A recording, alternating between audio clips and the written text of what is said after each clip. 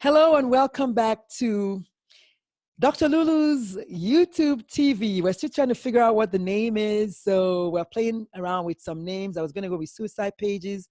I was going to go with Dr. Lulu's Trauma TV. I don't know. But for now, we're going to just go with Dr. Lulu's YouTube TV show. But the most important thing is my guests and what we're going to talk about.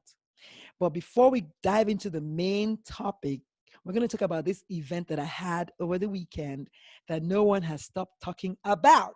So, welcome to my space, Dr. Ann. I'm going to let her say her last name by herself because I'm very, very respectful about people's names and saying them correctly. So, but Dr. Ann is my brand new friend, my brand new BFF. What's up, Dr. Ann? What's going down? Dr. Lulu, hey, it is Dr. Ann in the house. In the building. In the building, honey. It's right, gal. You got it. And my dog Bella might make an appearance with us. I met your dog. I met your dog, Bella. My dog, Lulu, might also show up. But you know what? Well, let's just keep it going. We like that. So I am Dr. Ann Contrucci. So, yep, I'm Italian, and I am a pediatrician, been a board certified pediatrician for almost 25 years. So I am an old pediatrician. But anyway, my Dr. Lulu and I'm so excited that we met online.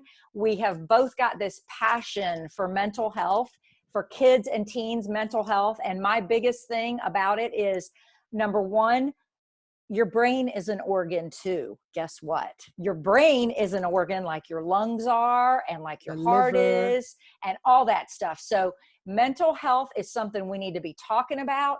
We need to be discussing, and we need to get it out of the shadows. Just get it out. Just talk about it already. Exactly. And someone actually posted on my page after the event. No, after one of my write-ups, she said, you can't heal what you can't speak out.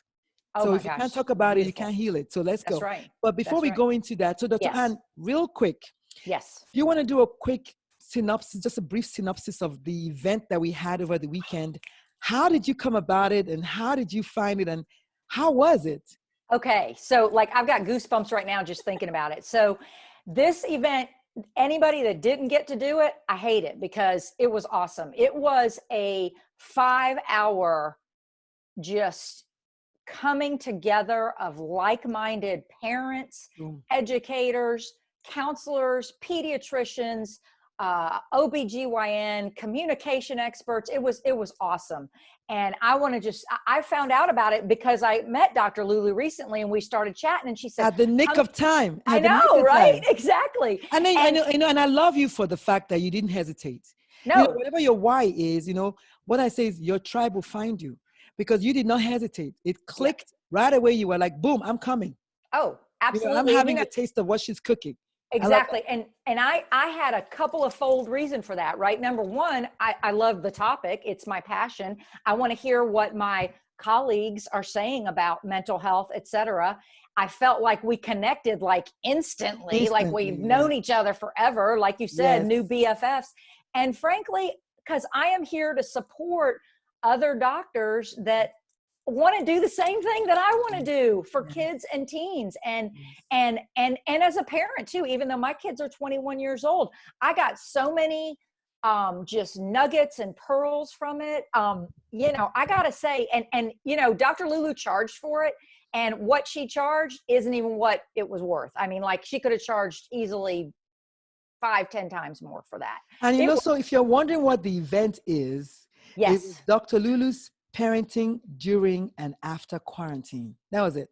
It wasn't like anything fancy schmancy, but we had the right parents who wanted to just talk about parenting, talk about their inadequacies and their vulnerabilities and their failures, because you can't get that win without a bunch of fails. So, I'm just thankful that folks came, they showed up and showed out.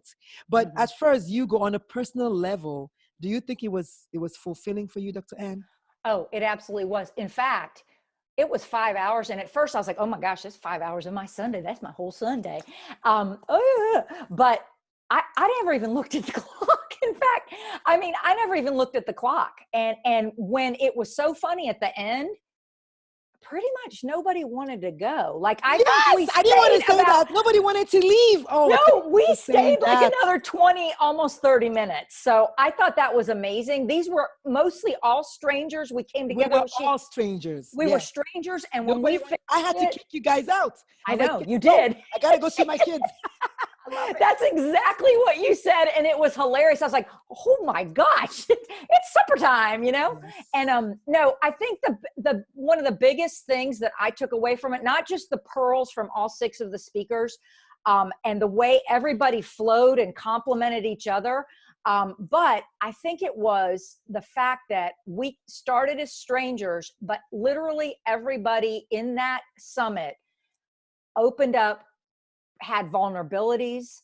At the end, I thought the way you closed it out with that meditation where we were thinking about our 9-year-old selves. How was that though?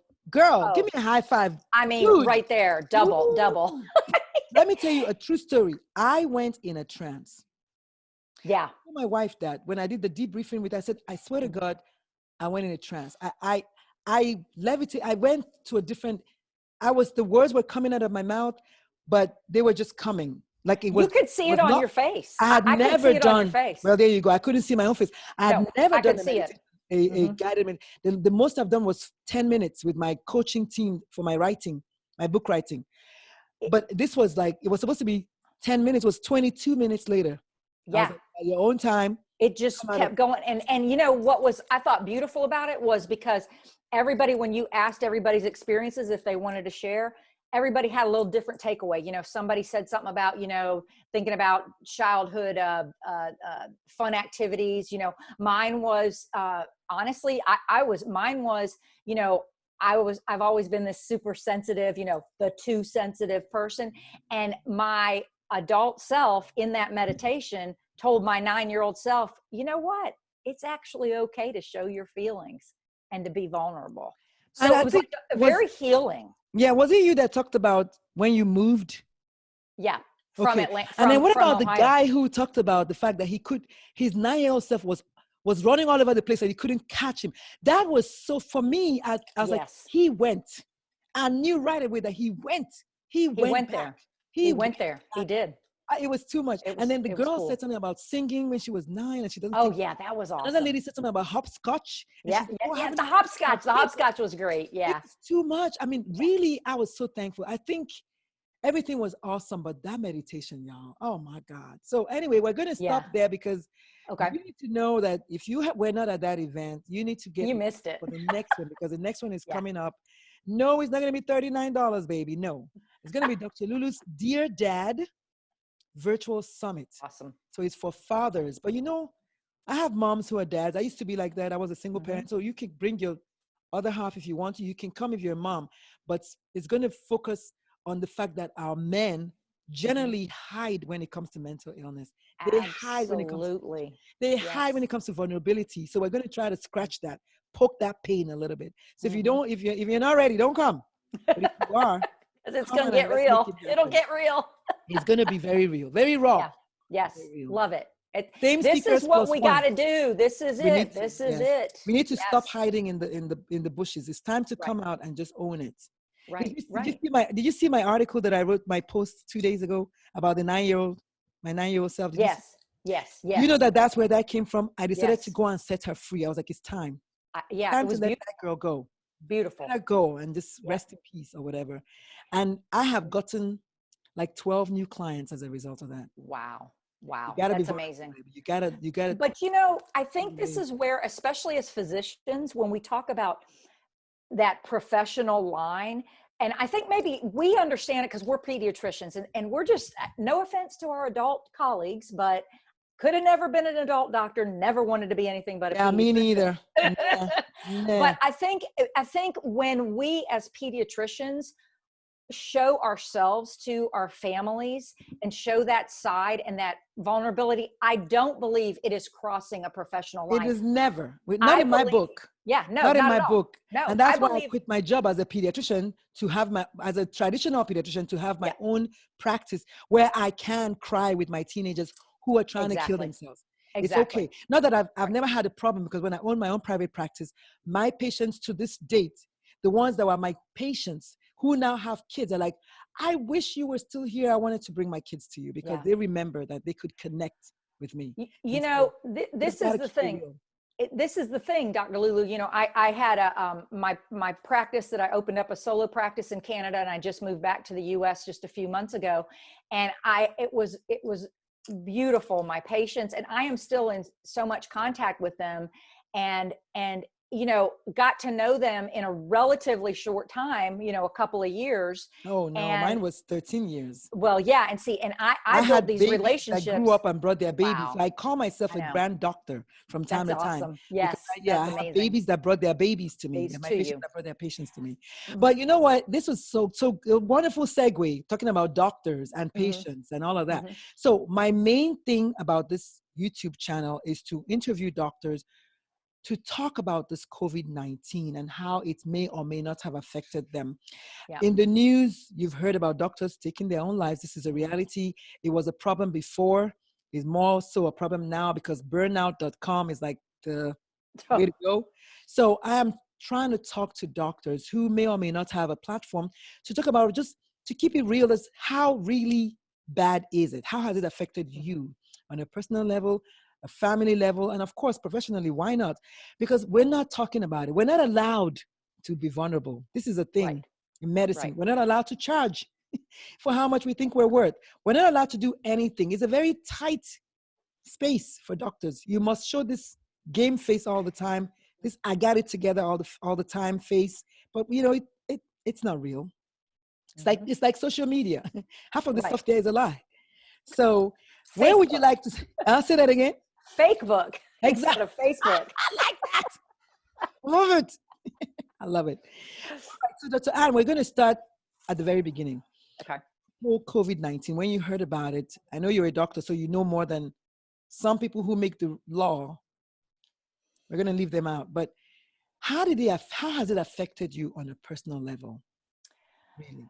You know, I think that personally, when I first heard about it, you know, everything was coming in, flying in, different sources and resources. And it was just a constant flow of information, some of which was bad information, some of which was good, ever changing, all that.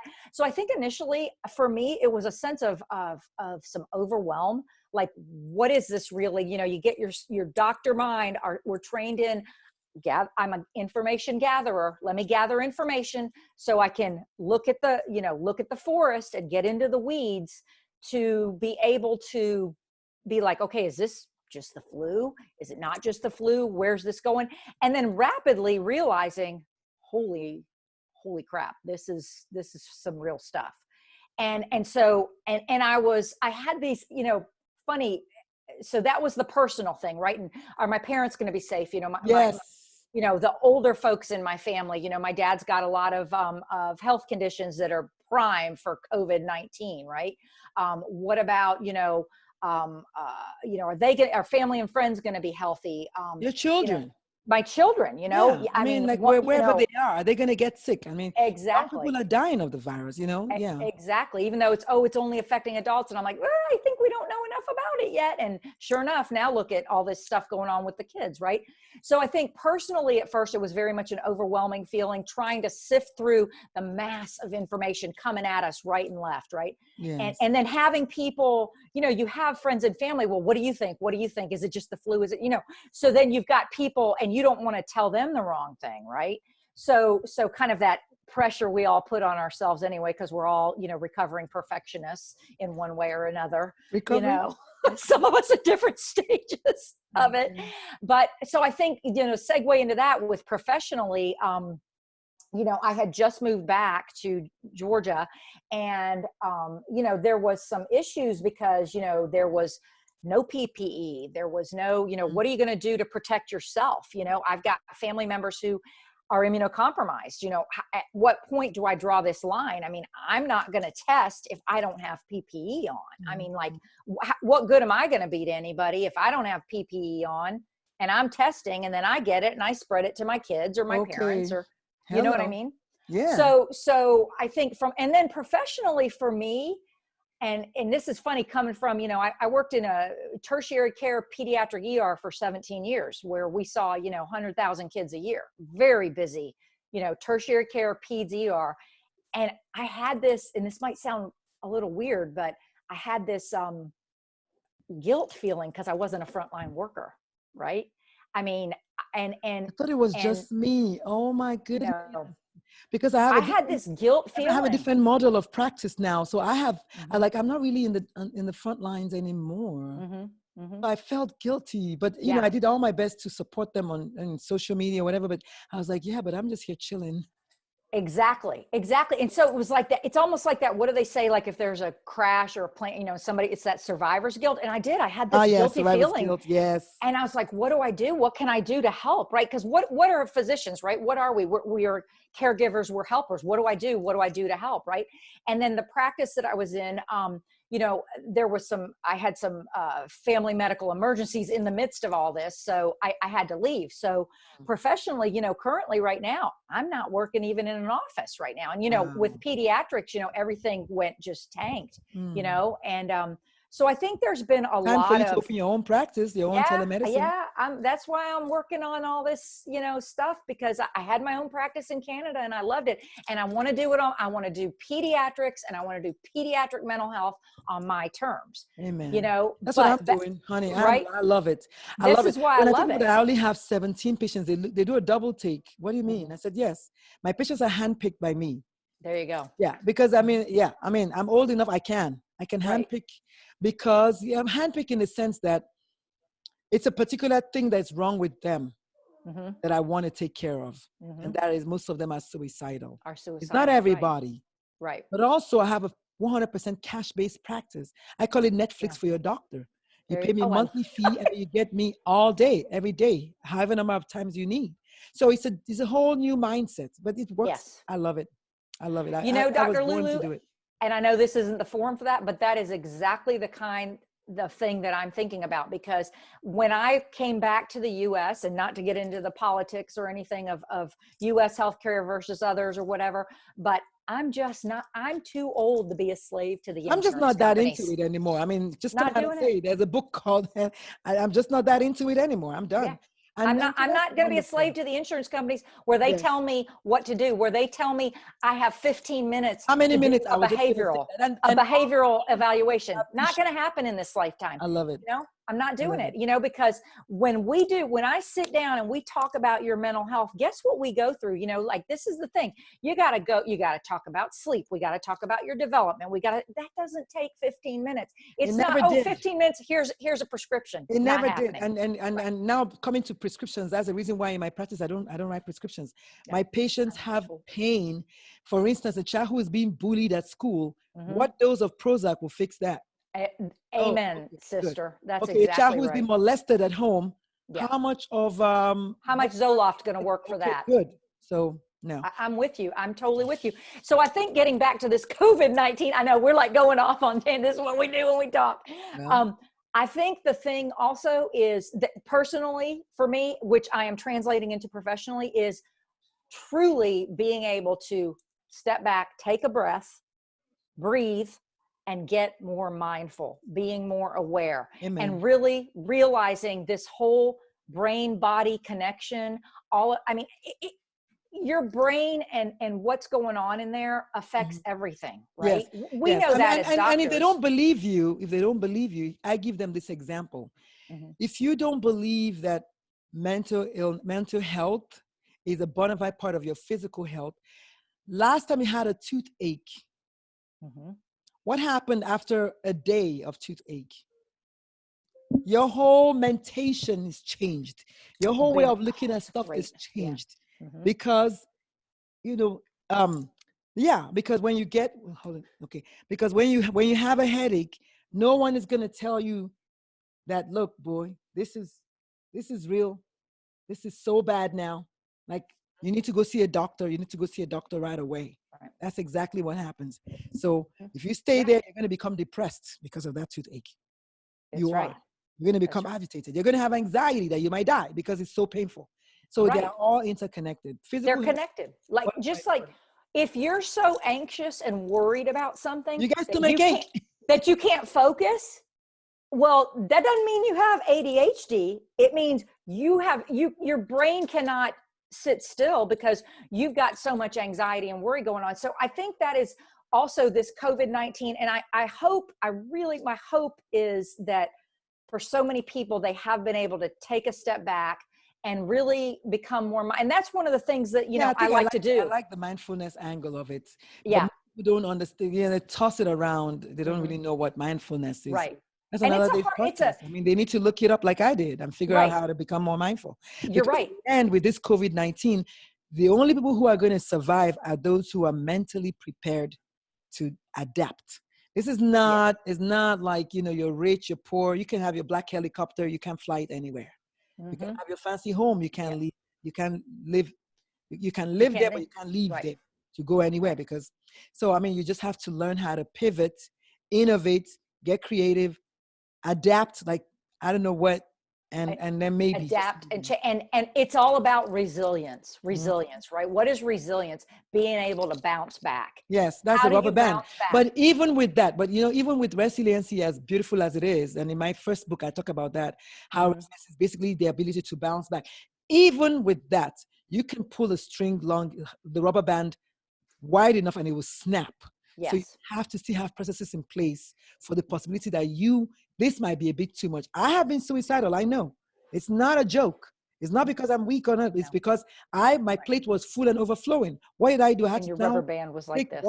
It can snap. Absolutely. There's no one that is not able to. Everybody is equal opportunity overwhelmed. Yes. Equal opportunity. Yes. So, when you get, and you know what, Dr. Lulu, that is a great point, because when we talk about COVID-19 and seeing these, no question, I think in physicians, we're all talking about it. Mental health issues are getting more and more, and we're starting to see more of them because of isolation, because of economic uncertainty, life uncertainty.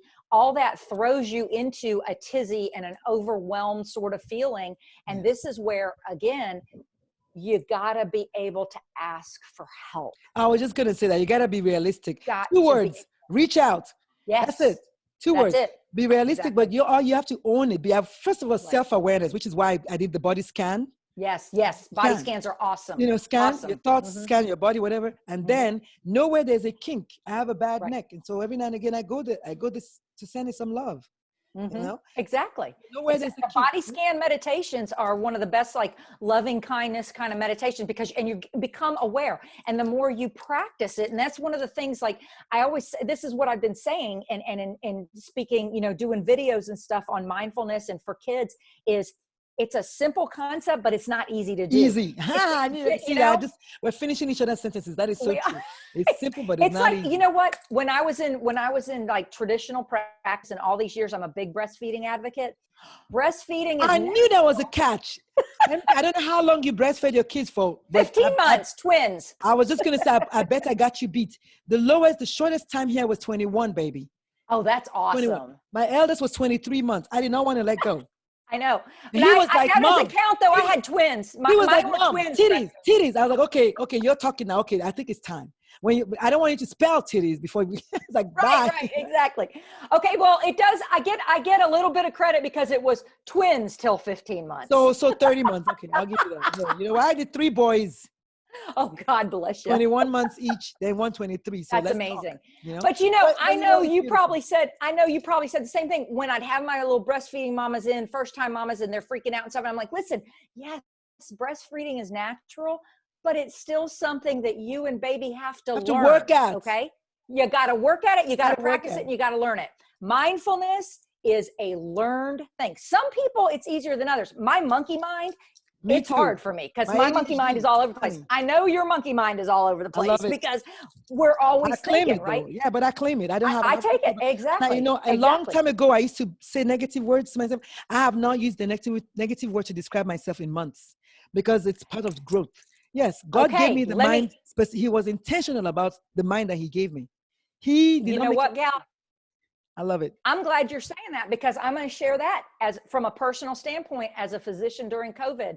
What are physicians? We work hard. We care about our patients. the negative self-talk that I've had, because, I'm not working right now. I've never been without a job. Oh my gosh, I'm not on the front lines. How am I helping? How can I help? So that negative self-talk, and that's one of the things I've been talking on my videos about is, you know what? You've got those negative self-talk has got to be replaced, because negative self-talk leads to feelings, which lead to behaviors, right? Yes. So you've got to stop that and get to the heart of it, which are your core beliefs. And that's another thing that I've been really working on it, and where I just feel like to help kids and teens and kids starting it from a young age, right? Developing those kind of skills from the young age so that you don't have suicidal teenagers in your office, At the end of the day, and you know what I mean? Yeah. And so I think it's just so important to have this discussion and to just open this wide open. And my hope and prayer for COVID-19 is it will show that mental health is so incredibly Vital. important. Thank you. Thank you. Yeah. Thank you. Because I think, like most people think, oh, what do you mean a child is trying to kill themselves? Right. They're just lazy. Oh, Right. please. They don't really mean it, or something like that. But now it's like, okay, this is real. This is real. I'm struggling with it. Like I said, 2 out of 3 of my streams of income have just dried up. Right. This is real for me. And I'm taking it seriously. I'm not playing with it. I have to take care of self first until further notice. And that's it. That's it. And even That's at right. that, it's like, oh goodness, thank God for my savings. Thank God for the things I thought about doing ahead of time. In case of a catastrophe. No, you're exactly right. And I feel the same way, because you hit it on the head again, right? And this is what I tell parents. This is what I've been telling parents for 24 years, right? You got to take care of yourself first. And that's been a hard lesson for me. Listen, for many years. Put your mask on first.com. Exactly. It's so true. And you got to take care of yourself, and you got to give yourself a break and give yourself some grace. And that's the other thing I'm learning in this is, you know what? Okay, I'm not working right now, but I'm working on a lot of stuff. I'm doing videos for kids, doing stuff like that, where I'm reaching out to people. People are reaching out to me, just trying to support wherever I can support. But also, I think it all depends on your definition of work, because it's the same reason why stay-at-home moms, people think that they don't work. That's not true. That is not true it's a definition of work. Right. That's what makes people say, oh, I don't have a job. What is a job?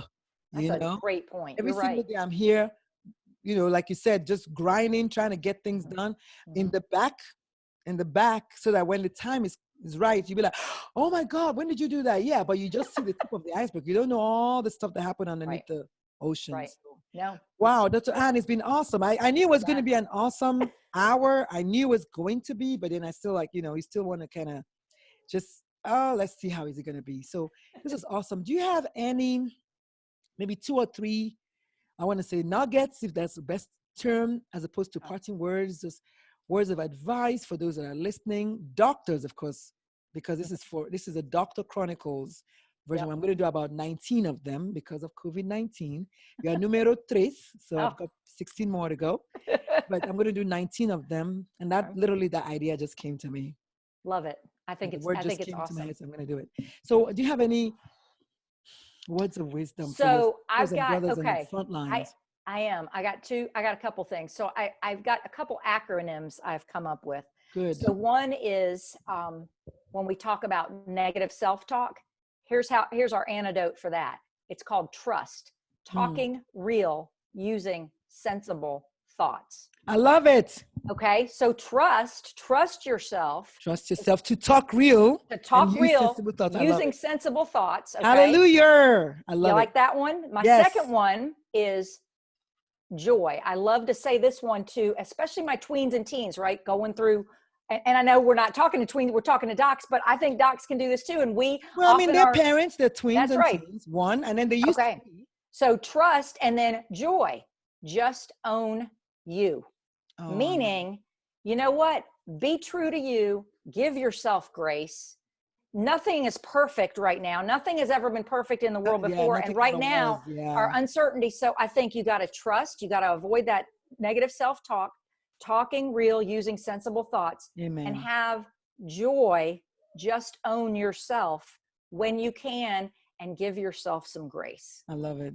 Give I yourself love some it. grace. I love it.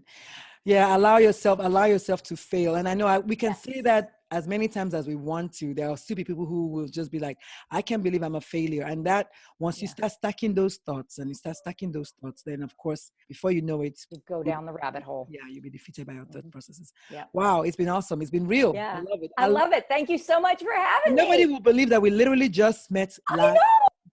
I love it. Doing it again, gal. We got to do it again. Wow. Well, I mean, is there anything else you would like to talk about? I mean, anything else at this moment, or maybe just I think that's it. I think everybody just, be safe and take care of each other. wash We your don't hands, have wear to a turn mask, this. and if you don't have to go anywhere, don't go anywhere. Let me tell you Exactly. something. I went to the doctor yesterday, and I'm going to write a post. I think my next blog post is going to be about it, or maybe for Kevin MD something. But I went to the doctor yesterday, and I took notes. Let me tell you something. I noticed everybody's eyes for the first time in 51 years. Yes. Because isn't that cool? Because they had masks on. I love it. And the eyes will tell you the story all day. Can't forget about that one. You know what? Oh my God. That's so funny you just said that, because when I was running errands earlier today and I had to go to the garden store to get some stakes for my growing cucumber plants, which I'm so proud of. But it was so funny because, I always, walking in and I don't keep my eyes down. I smile at people, say, hey, how's it going? Whatever. And with their masks on, and as I'm smiling, because your eyes crinkle up, and and that was exactly what I thought in the parking lot. I was like, this is so cool, because you're not distracted. You can see people's eyes, and what do we say, right? What is it? They're the windows to the soul. The eyes are the window all day to the heart. Yeah. And to the heart too. And the thought processes and the mind. That's pretty cool, girl. We got to do this I wanted again. to mention that you're the first one I've told that, but my little cheat sheet for my blog was ready. I'm going to pour my heart out with that, because I took notes about just other things, pictures of other things that I saw. I was like, wow, this is good. I love it. But I love it. The world literally is not going to be the same. No. Ever again. And let's hope it's for the better. Well, I think it is. I think, you have to just look for silver linings. For me, I refuse to feel like it's not going to be for the better. Because why think about why? Why do I want to focus on the fact that it's not going to be for the better? Why? Right. What use is that going to be? I'm telling you, I've had to do a lot of mindset work to help me. I'll tell you something. I didn't say this on Sunday, but one day I was going to do my marketing. I usually do my marketing on Wednesdays. I go to doctors' offices. I haven't done that recently because I'm not going. But one day I was like, I had gone to numerous doctors' offices, and I thought I was doing good. And I finally got to this office. I told the front lady who I am and what I'm here to talk about to the doctors about my practice. She was like, oh, I think you need to see the doctor. Oh my God, you need to. Oh my goodness, we have a lot of patients that we can send to you. I said, okay, that's great. So she went to go get the office manager. I was like, please, where's your restroom? She showed me the restroom. I had my high heels on. I was looking fly. So I walk into the restroom. I walk straight to the mirror, and I winked and I said, you're killing it, girl.